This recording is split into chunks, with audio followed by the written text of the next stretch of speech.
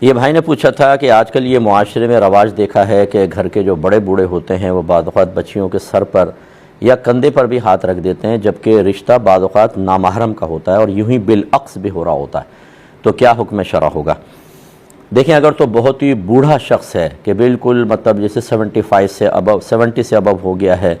غیر جاذب النظر اور کوئی طاقت جسمانی نظر نہیں آتی ہے، اسی طرح کوئی بوڑھی خاتون ہیں کہ وہ اوور ایج ہو جانے کی بنا پر بالکل جاذبیت نہیں رکھتی ہیں، بہت ہی بوڑھی ہو گئی ہیں، تو ان کے احکام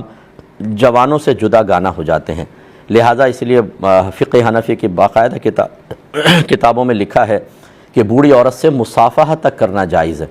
اگر کوئی کرتا ہے تو اس لیے یہ اگر کسی کے سر پہ ہاتھ رکھتے ہیں، جو عموماً گھر کی بچیوں پر ہی رکھتے ہوں گے، اور یا کندھے پہ ہاتھ رکھ دیا کسی کو، بچی کو شاباش وغیرہ دیتے ہوئے، جیسے ملنے آتی ہیں تو ہاتھ رکھ دیا، تو اور اسی طرح خاتون نے کسی کے بچے کے ہاتھ پہ ہاتھ رکھ دیا تو گنجائش نکلے گی۔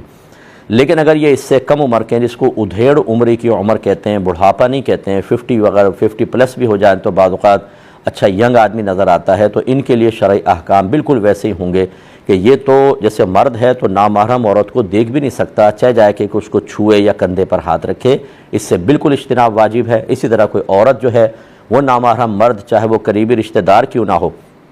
لیکن اگر ان سے نکاح ہو سکتا ہے شرعی لحاظ سے تو نامحرم ہے، تو ان کو بھی چھونے اور ٹچ وغیرہ کرنے یا گلے ملنے سے اجتناب کرنا لازم ہوگا۔ اس میں معاشرے کو نہیں دیکھا جائے گا، شریعت کو دیکھا جاتا ہے۔ بعض لوگ صرف مروت کے تقاضے کے تحت جو ہے وہ کہتے ہیں یار کیا کریں، مروت کبھی پوری کرنی پڑتی ہے، تو ایسا یہ یاد رکھیں کہ فرض اور واجب، اسی طرح اس کے مقابل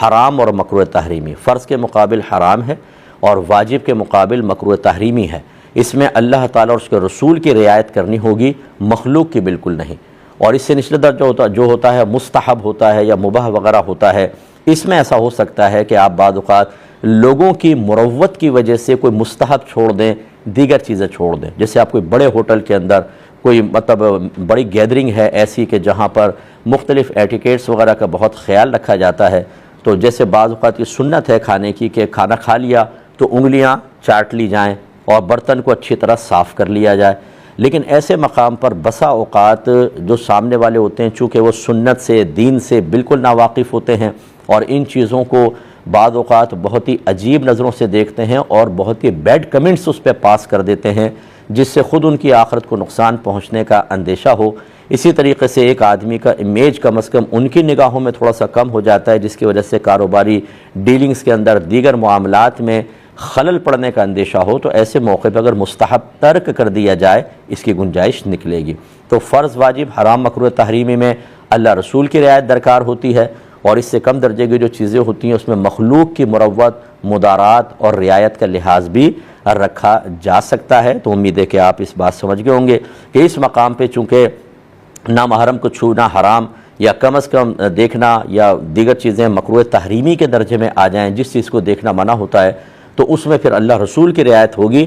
رسم و رواج کی نہیں ہوگی۔